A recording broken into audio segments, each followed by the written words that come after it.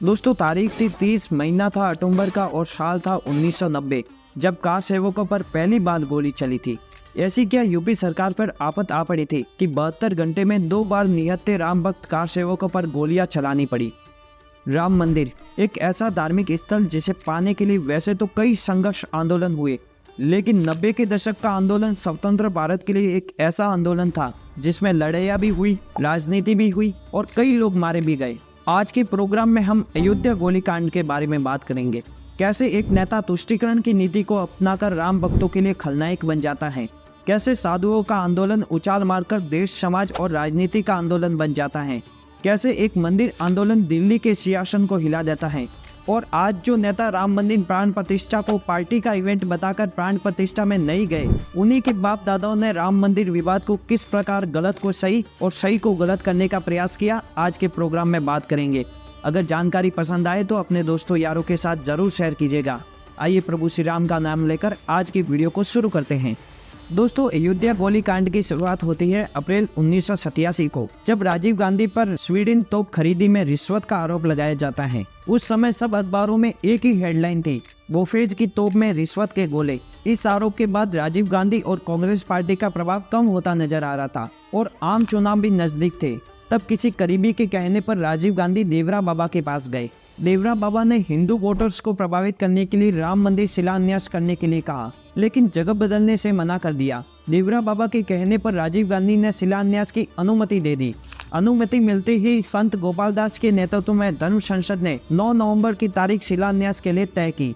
जो चुनाव मार्च 1990 को होने वाले थे, उसे राजीव गांधी ने अपनी सिफारिश से नवंबर 1989 को करा दिए, ताकि शिलान्यास का पार्टी को फायदा मिल सके। 9 नवंबर 1:10 पर राम मंदिर का शिलान्यास किया जाता है। जहां राजीव गांधी सिर्फ केंद्र में बैठे बैठे अपने आदेशों पर काम करवा रहे थे, वही जनता दल और भाजपा समतल पर सारा श्रेय लूट रही थी, जिससे परिणाम भी कुछ ऐसा ही आता है। जहां कांग्रेस 415 सीटों पर थी, अब वह 197 सीटों पर आ गई थी। जनता दल 14 से 143 सीटों पर चला गया था और जहां महज भाजपा 2 सीटों पर थी, वो 88 पर आ गई थी। जनता दल और भाजपा के आपसी समर्थन से विश्वनाथ प्रताप सिंह को प्रधानमंत्री बनाया। भाजपा सत्ता में होने के कारण राम मंदिर के लिए खुलेआम काम कर रही थी और वीपी सिंह भाजपा से दुश्मनी मोल लेना नहीं चाहते थे, इसलिए विवादित ढांचे के समाधान के लिए कई संतों के साथ बैठकें करते थे। यूपी के मुख्यमंत्री मुलायम सिंह यादव और वीपी सिंह की कुछ खास बनती नहीं थी। वीपी सिंह की तमाम संतों के साथ बैठकों को देखकर मुलायम सिंह को लगा कि वीपी सिंह उनके खिलाफ सियासी साजिश कर रहे हैं। ऐसे में मुलायम सिंह बाबरी समर्थकों का साथ देने लगे और वीपी सिंह को उकसाने के लिए बाबरी समर्थकों में से आजम खान को मंत्री, फैजल उल रहमान को अपनी पार्टी से सांसद और जफर रियाब जलानी को कानूनी सलाह के लिए अपने साथ रख लिया।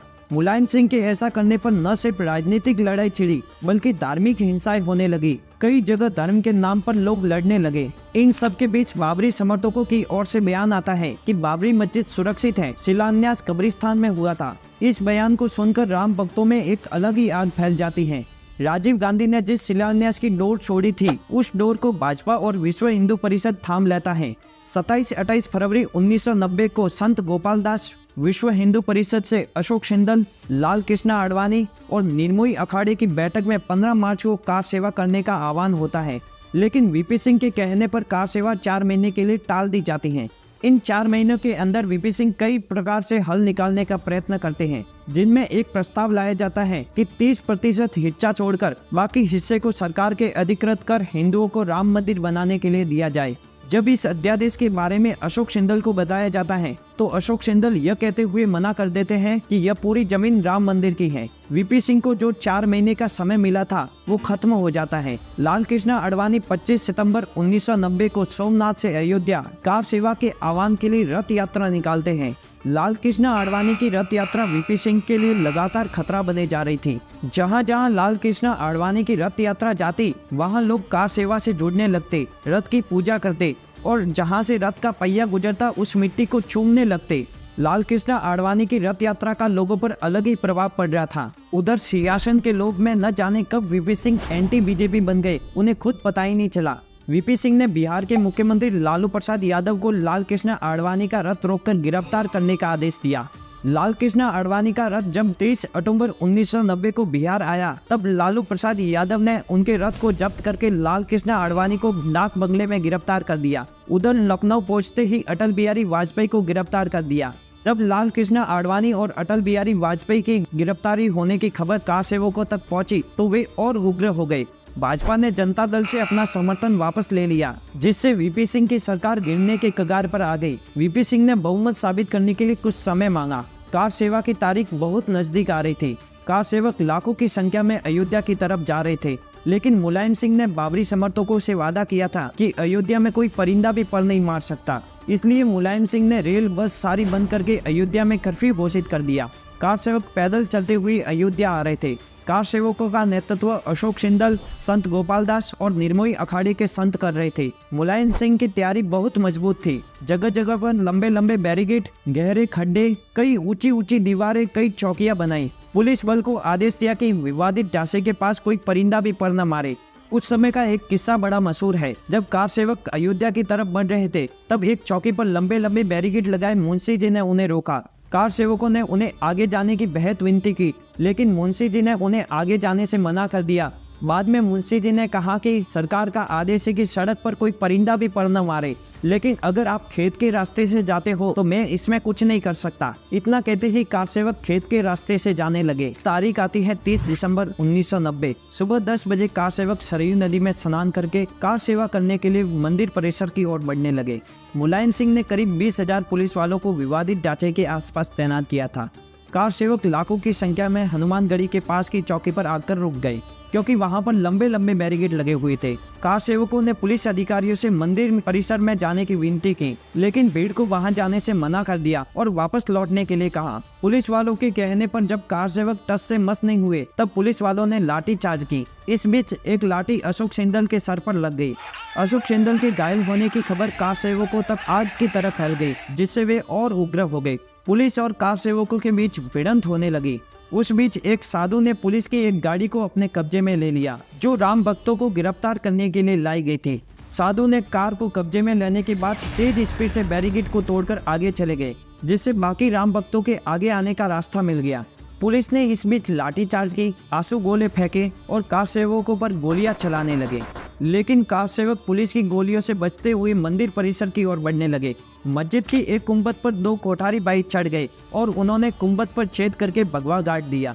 देखते ही देखते दूसरे कुंभत पर और कुछ ही देर में तीसरे कुंभत पर कार सेवकों ने चढ़कर कुंभत पर भगवा ध्वज लहरा दिया। पुलिस बल की फायरिंग के बीच भगवा ध्वज गाड़ने के बाद कार सेवक इधर उधर बिखर गए। पुलिस की गोलियों से मुलायम सिंह के आदेश पर कई कार सेवक मारे गए। उस समय लाशें उठाने की किसी को भी इजाजत नहीं थी। कई कार सेवकों की लाशों को पत्थर में बांधकर सरयू नदी में फेंक दिया, जिसका खुद मुलायम सिंह के पास कोई डाटा नहीं था। 1 नवंबर को जिनके शव मिले उन्हें श्रद्धांजलि दी गई। संत गोपाल दास और निर्मोही अखाड़े के साधुओं ने कार सेवा जारी रखने का निर्णय किया। 2 नवंबर को फिर कार सेवा शुरू हुई। राम चबूतरे के पास पूजा अर्चना और बच्चा बच्चा राम का जन्मभूमि के काम का और मंदिर वही बनाएंगे जैसे नारों के साथ कार सेवक मंदिर परिसर की ओर बढ़ने लगे। आज पुलिस बल का पूरा इंतजाम था। मस्जिद परिसर की सुरक्षा के लिए हेलीकॉप्टर से निगरानी रखी जा रही थी।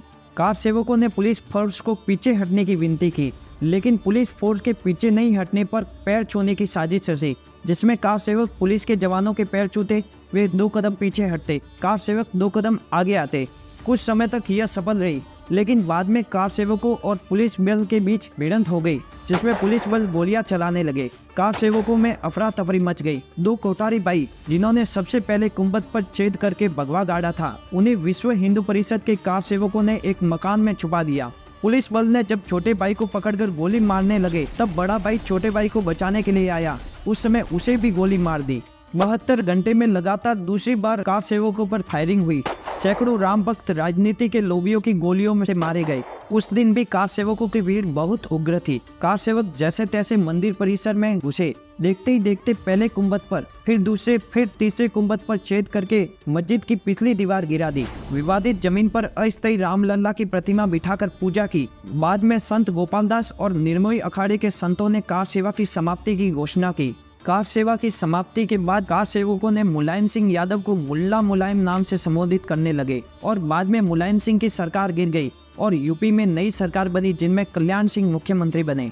2020 के इंटरव्यू में स्वयं मुलायम सिंह ने बयान दिया जिसमें कहा विवादित ढांचे की रक्षा करना मुख्यमंत्री होने के नाते उनका कर्तव्य था।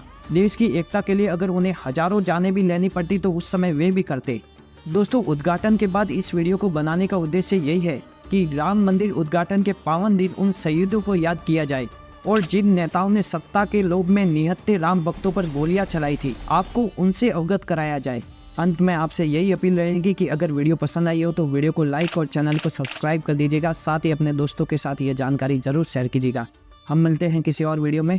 जय हिंद, जय श्री राम।